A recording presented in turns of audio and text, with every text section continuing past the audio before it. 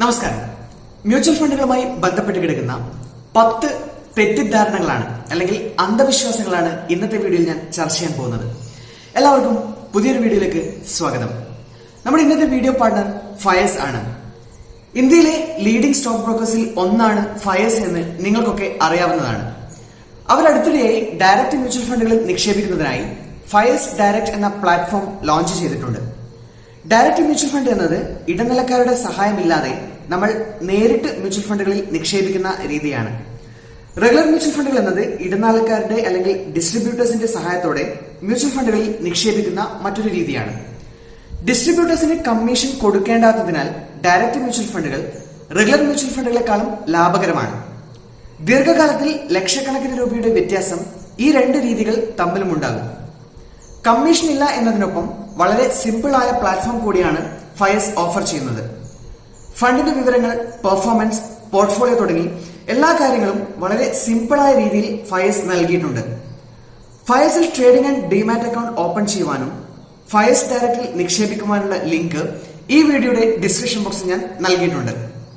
Mutual ഫണ്ടുകളിൽ നിക്ഷേപിക്കുമ്പോഴുള്ള ഏറ്റവും പ്രധാനപ്പെട്ട ഒരു തെറ്റിദ്ധാരണ എന്നുള്ളത് വർഷാവർഷം 10% തൊട്ട് 15% വരെയുള്ള ഫിക്സ്ഡ് റിട്ടേൺസ് ലഭിക്കും എന്നുള്ളതാണ്. യഥാർത്ഥത്തിൽ അമിത പ്രതീക്ഷയോട് കൂടിയിട്ട് പല നിക്ഷേപകരും മ്യൂച്വൽ ഫണ്ടുകളിൽ നിക്ഷേപിക്കുകയും ചെറിയ കാലയളവിൽ അവർക്ക് പ്രതീക്ഷയ്ക്കൊത്ത റിട്ടേൺസ് മ്യൂച്വൽ ഫണ്ടുകളിൽ നിന്നും ലഭിക്കാതെ ആവുമ്പോൾ മ്യൂച്വൽ ഫണ്ടുകൾ തട്ടിപ്പാണ് എന്നും ഫ്രോഡാണ് എന്നൊക്കെ പറഞ്ഞുകൊണ്ട് ഷോർട്ട് ടേമിൽ അവർ പണം വിഡ്രോ ചെയ്യുന്ന കാര്യമാണ് പല സമയങ്ങളിൽ നടക്കാറുള്ളത്. ഓർക്കേണ്ടുന്ന ഒരു പ്രധാനപ്പെട്ട കാര്യം എന്നുള്ളത് മ്യൂച്വൽ ഫണ്ടുകൾ ഒരു കാരണവശാലും 10% തൊട്ട് 15% വരെയുള്ള റിട്ടേൺസ് ഒരിക്കലും നിങ്ങൾക്ക് ഉറപ്പ് നൽകുന്നില്ല എന്നുള്ളതാണ്. അത് ഏത് രീതിയിലുള്ള ഏത് കാറ്റഗറി മ്യൂച്വൽ ഫണ്ട് ആണെങ്കിലും അത് തന്നെയാണ് അവസ്ഥ. ഡെറ്റ് മ്യൂച്വൽ ഫണ്ടുകളിലും വേരിയേഷൻസ് വരാനുള്ള സാധ്യതകൾ കൂടുതലുണ്ട് എന്നുള്ളത് നിക്ഷേപകർ ഓർക്കേണ്ടതാണ്. അപ്പൊ മ്യൂച്വൽ ഫണ്ടുകൾ ഇങ്ങനെയുള്ള ഫിക്സ്ഡ് റിട്ടേൺസ് ഓഫർ ചെയ്യുന്നുണ്ട് എങ്കിൽ ഒരാളും ഈ ബാങ്ക് FDയിലോ അല്ലെങ്കിൽ മറ്റുള്ള പോസ്റ്റ് ഓഫീസ് സ്കീമുകളിലൊന്നും നിക്ഷേപിക്കേണ്ടത് അവർക്ക് ആവശ്യമില്ലല്ലോ.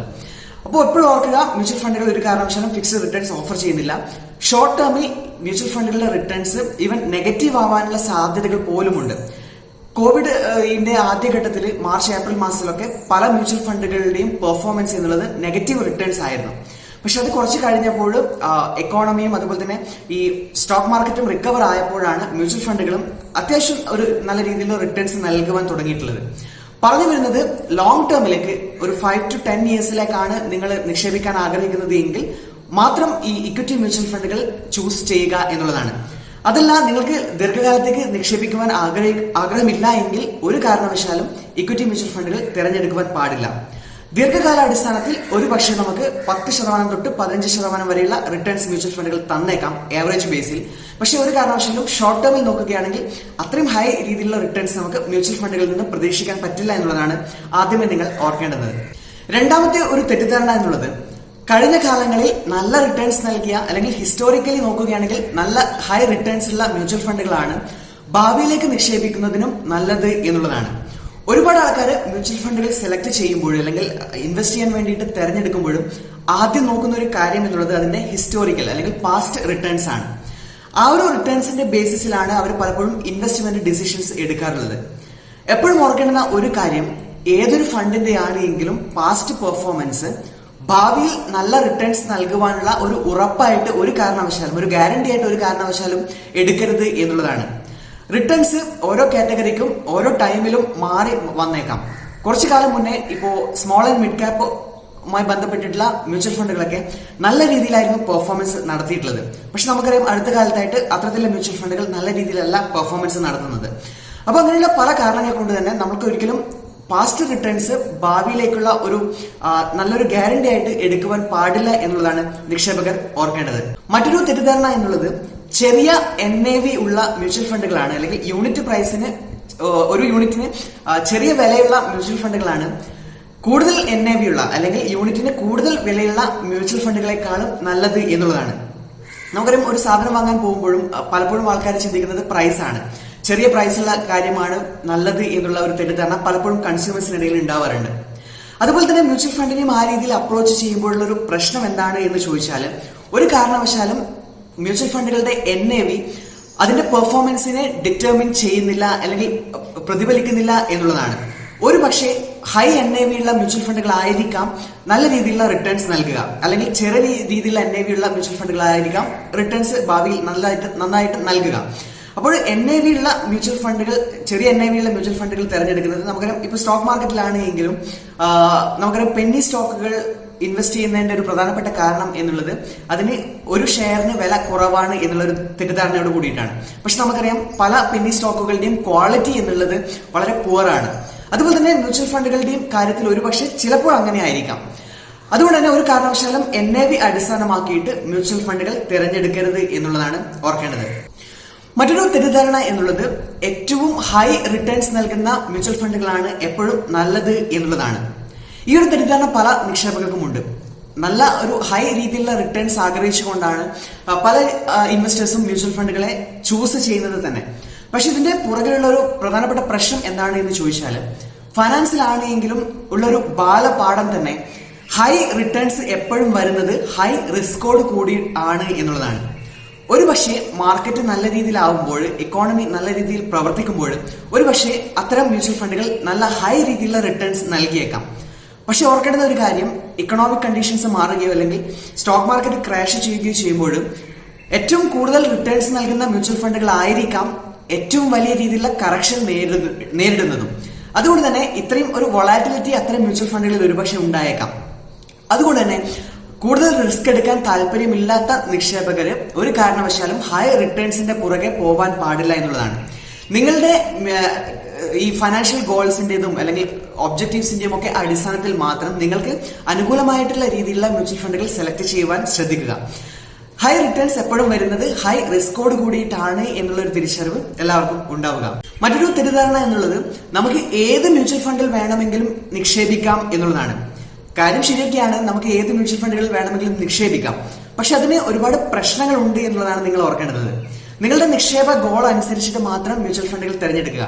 ഒരു കാരണവശാലും നിങ്ങളുടെ ഫ്രണ്ട്സ് അല്ലെങ്കിൽ റിലേറ്റീവ്സ് ആരെങ്കിലും ഒരു പ്രത്യേക മ്യൂച്വൽ ഫണ്ടുകളിൽ നിക്ഷേപിച്ചു എന്ന് ഒറ്റ കാരണം കൊണ്ട് മാത്രം ഒരു മ്യൂച്വൽ ഫണ്ടിൽ നിങ്ങളും നിക്ഷേപിക്കുവാൻ പാടില്ല.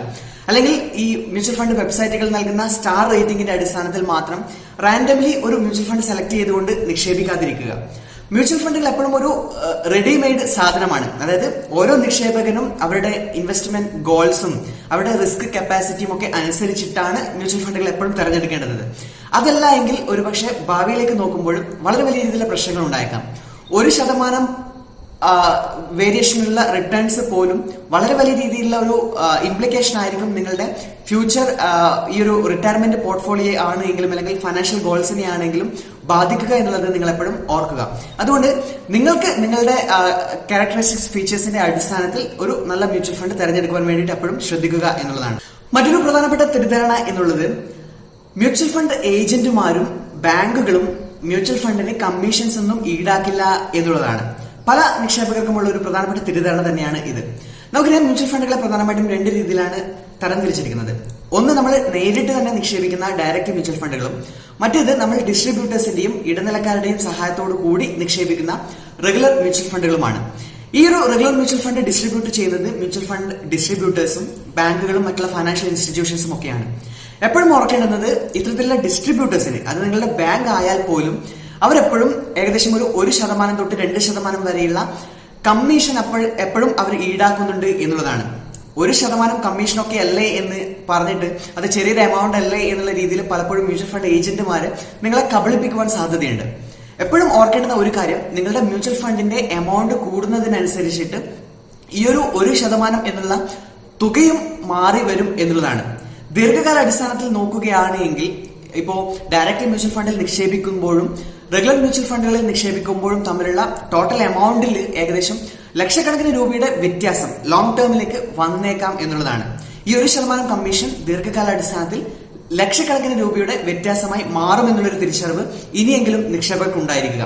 അതുകൊണ്ട് തന്നെ എപ്പോഴും നമ്മൾ ഡയറക്റ്റ് മ്യൂച്വൽ ഫണ്ടുകളിൽ മാത്രം നിക്ഷേപിക്കുവാൻ വേണ്ടിയിട്ട് തയ്യാറാവുക, അല്ലെങ്കിൽ അങ്ങനെ ചെയ്യുക എന്നുള്ളതാണ്. ബാങ്കുകളായാലും മ്യൂച്വൽ ഫണ്ട് ഡിസ്ട്രിബ്യൂട്ടേഴ്സ് ആയാലും അവരെപ്പോഴും കമ്മീഷൻ ഈടാക്കുന്നുണ്ട്. മറ്റൊരു തെറ്റിദ്ധാരണ, മ്യൂച്വൽ ഫണ്ടുകളിൽ നിക്ഷേപിക്കുവാൻ വേണ്ടിയിട്ട് ഒരു റൈറ്റ് ടൈമിന്, ഒരു ശരിയായ ഒരു സമയത്തിന് വേണ്ടിയിട്ട് കാത്തിരിക്കുക എന്നുള്ളതാണ്. ഇത് പല നിക്ഷേപകർക്കുമുള്ള ഒരു പ്രധാനപ്പെട്ട തെറ്റിദ്ധാരണയാണ്. ഈ മ്യൂച്വൽ ഫണ്ടിൽ നമുക്ക് ഇപ്പോൾ നിക്ഷേപിക്കാൻ പറ്റുമോ എന്നുള്ള രീതിയിലുള്ള ചോദ്യങ്ങൾ പലപ്പോഴും എനിക്ക് വീഡിയോയുടെ കമന്റ്സിലും അല്ലെങ്കിൽ ടെലിഗ്രാമിലും ഒക്കെ ആയിട്ട് വരുന്നതാണ്. നമ്മൾ എപ്പോഴും ഓർക്കേണ്ടുന്ന ഒരു കാര്യം, സ്റ്റോക്കുകളിൽ നിക്ഷേപിക്കുന്നത് പോലെ ഒരു റൈറ്റ് ടൈം മ്യൂച്വൽ ഫണ്ടിൽ നിക്ഷേപിക്കുവാൻ ഇല്ല എന്നുള്ളതാണ്. ഏറ്റവും ബെസ്റ്റ് ആയിട്ടുള്ള ടൈം എന്നുള്ളത് ഇന്നലെ ആയിരുന്നു. നെക്സ്റ്റ് ബെസ്റ്റ് ടൈം എന്നുള്ളത് ഇന്നാണ്. ഏറ്റവും വേസ്റ്റ് ടൈം എന്നുള്ളത് നാളെയാണ്. അപ്പോൾ പരമാവധി നേരത്തെ നിങ്ങൾക്ക് മ്യൂച്വൽ ഫണ്ടിൽ നിക്ഷേപിക്കാൻ പറ്റുമോ അത്രയും ബെറ്റർ ആണ് എന്ന് മാത്രമേ ഞാൻ പറയുകയുള്ളൂ.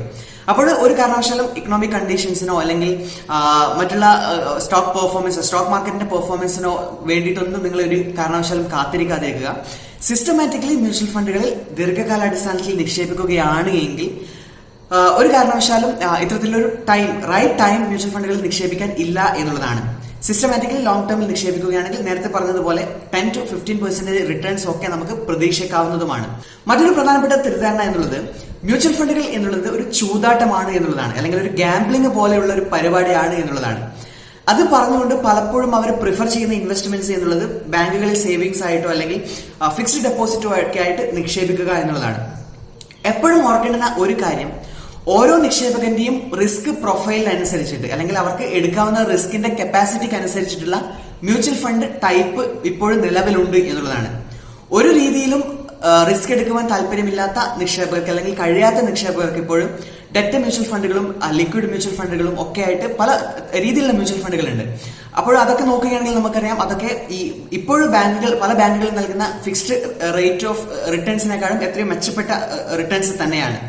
അപ്പോൾ ലോങ് ടേമിലേക്ക് നല്ല അത്യാവശ്യം റിസ്ക് ഒക്കെ എടുത്ത് നിക്ഷേപിക്കുവാനാണ് നിങ്ങൾക്ക് ആഗ്രഹമെങ്കിൽ തീർച്ചയായിട്ടും ഇക്വിറ്റി മ്യൂച്വൽ ഫണ്ടുകൾ നമുക്ക് പരിഗണിക്കാൻ പറ്റുന്ന ഒരു ടൈപ്പ് ഓഫ് മ്യൂച്വൽ ഫണ്ടുകൾ തന്നെയാണ്. മറ്റൊരു പ്രധാനപ്പെട്ട തെറ്റിദ്ധാരണ എന്നുള്ളത് മ്യൂച്വൽ ഫണ്ടുകളിൽ കൂടുതൽ ഏറ്റവും നന്നായിട്ട് ഡൈവേഴ്സിഫൈ ചെയ്ത് ഒരുപാട് മ്യൂച്വൽ ഫണ്ടുകളിൽ നിക്ഷേപിക്കുന്നതാണ് എപ്പോഴും ബെറ്റർ എന്നുള്ളതാണ്. ഓർക്കേണ്ടുന്ന ഒരു കാര്യം, എനിക്കൊന്ന് വാരൻ ബഫറ്റ് ആണ് ഇത് പറഞ്ഞതെന്ന് തോന്നുന്നു.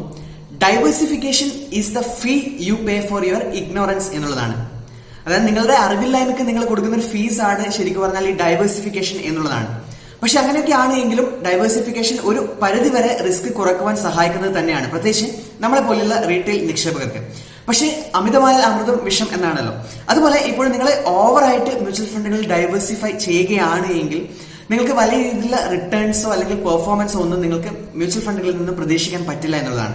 മാത്രമല്ല പലപ്പോഴും ഈ മ്യൂച്വൽ ഫണ്ടുകൾ തമ്മിൽ ഓവർലാപ്പ് നടക്കുവാനുള്ള സാധ്യതകൾ, അതായത് ഇപ്പോൾ 2 മ്യൂച്വൽ ഫണ്ടുകളിൽ നിങ്ങൾ നിക്ഷേപിക്കുമ്പോഴും ഒരേ ടൈപ്പിലുള്ള കമ്പനികളിൽ നിങ്ങളുടെ നിക്ഷേപം പോകാനുള്ള സാധ്യതകൾ, അതിനാണ് ഓവർലാപ്പ് എന്ന് പറയുക, അതിനുള്ള സാധ്യതകളും കൂടുതലുണ്ട് എന്നുള്ളതാണ് നിങ്ങൾ എപ്പോഴും ഓർക്കേണ്ടത്. അതുകൊണ്ട് ഡൈവേഴ്സിഫിക്കേഷൻ എനിക്ക് തോന്നുന്നു ഒരു 4 to 5 മ്യൂച്വൽ ഫണ്ട്സ് പരമാവധി, അത് തന്നെ കുറച്ച് കൂടുതലാണ് എന്ന് തോന്നും, എങ്കിലും 4 to 5 നിങ്ങൾക്ക് മാക്സിമം ടൈപ്പ് ഓഫ് മ്യൂച്വൽ ഫണ്ടുകളിൽ നിങ്ങൾക്ക് നിക്ഷേപിക്കാം എന്നുള്ളതാണ്. എന്തായാലും 5-ൽ കൂടുതൽ മ്യൂച്വൽ ഫണ്ടുകളിൽ ഒരു കാരണവശാലും റീറ്റെയിൽ നിക്ഷേപകർ നിക്ഷേപിക്കുവാൻ പാടില്ല എന്നുള്ളതാണ് എന്റെ വ്യക്തിപരമായിട്ടുള്ള അഭിപ്രായം. റിസ്ക് പരമാവധി കുറക്കുമായിരിക്കും, പക്ഷെ അത് നിങ്ങൾക്ക് കിട്ടുവാനുള്ള പൊട്ടൻഷ്യൽ റിട്ടേൺസിനെ കൂടി എഫക്ട് ചെയ്യുകയാണ് എന്നുള്ളൊരു തിരിച്ചറിവ് എപ്പോഴും ഉണ്ടായിരിക്കുക. ഓവർ ഡൈവേഴ്സിഫിക്കേഷൻ ഒരു കാരണവശാലും മ്യൂച്വൽ ഫണ്ട് ആണ് എങ്കിൽ പോലും നല്ലതല്ല. മാത്രമല്ല നമുക്കറിയാം ഇപ്പോൾ ഇത്തരം ഒരുപാട് മ്യൂച്വൽ ഫണ്ടുകൾ ഉണ്ടെങ്കിൽ അതിനെ ട്രാക്ക് ചെയ്യുവാനുള്ള ബുദ്ധിമുട്ടുകളും പലപ്പോഴും ഇൻവെസ്റ്റേഴ്സിന് ഉണ്ടാവും എന്നുള്ളതാണ് ഓർക്കേണ്ടുന്ന ഒരു സുപ്രധാന കാര്യം. ഏറ്റവും അവസാനത്തേതും എന്നാൽ ഏറ്റവും പ്രധാനപ്പെട്ടതുമായിട്ടുള്ള മറ്റൊരു തെറ്റിദ്ധാരണ എന്നുള്ളത് ഡെറ്റ് മ്യൂച്വൽ ഫണ്ടുകളും ഗിൽറ്റ് എഡ്ജഡ് മ്യൂച്വൽ ഫണ്ടുകളും അതുപോലെ തന്നെ ലിക്വിഡ് ഫണ്ടുകളും ഒക്കെ ഒരു രീതിയിലും റിസ്ക് ഇല്ലാത്ത മ്യൂച്വൽ ഫണ്ടുകളാണ് എന്നുള്ളതാണ്. പലപ്പോഴും ഇത്തരത്തിൽ ലിക്വിഡ് മ്യൂച്വൽ ഫണ്ടുകളെയും ഡെറ്റ് മ്യൂച്വൽ ഫണ്ടുകളെയും ഒക്കെ ഇൻവെസ്റ്റേഴ്സ് സമീപിക്കുന്നത് ഷോർട്ട് ടേമിലേക്ക് മണി പാർക്ക് ചെയ്യുവാനുള്ള ഒരു ഇൻസ്ട്രുമെന്റ് ആയിട്ടാണ്. അതിൽ തെറ്റൊന്നും ഞാൻ പറയുന്നില്ല, പക്ഷേ നിങ്ങൾക്ക് ഈ ഒരു തെറ്റിദ്ധാരണ ഉണ്ടാവാൻ പാടില്ല. അതായത് ലിക്വിഡ് മ്യൂച്വൽ ഫണ്ടുകളാണ് എങ്കിലും ഡെറ്റ് മ്യൂച്വൽ ഫണ്ട് ആണ് എങ്കിലും ഈവൻ ഗിൽറ്റ് എഡ്ജഡ് ഗവൺമെന്റ് സെക്യൂരിറ്റീസിലൊക്കെ നിക്ഷേപിക്കുന്ന മ്യൂച്വൽ ഫണ്ടുകളാണ് എങ്കിലും അതിലൊക്കെ പല രീതിയിലുള്ള റിസ്കുകളും ഉണ്ട് എന്നുള്ളതാണ്. കഴിഞ്ഞ 1-2 വർഷമായിട്ട് ഇത്തരത്തിൽ ലിക്വിഡ് മ്യൂച്വൽ ഫണ്ടുകളിലും ഈ ഡെറ്റ് മ്യൂച്വൽ ഫണ്ടുകളിലും ഒക്കെ ഒരുപാട് പ്രശ്നങ്ങൾ വരുന്ന ഒരു കാര്യം, പല കമ്പനികളും പ്രശ്നങ്ങൾ അനുഭവിക്കുകയും അവരുടെ ആ ഫണ്ട് തന്നെ ക്ലോസ് ചെയ്യുകയും ചെയ്യുന്ന കാര്യങ്ങൾ ഒരുപാട് ഇപ്പോൾ അടുത്ത കാലത്തായിട്ട് ഉണ്ടായിട്ടുണ്ട്.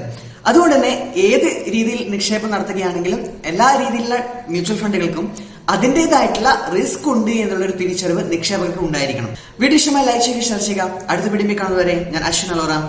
നന്ദി, നമസ്കാരം, സ്റ്റേ സേഫ്.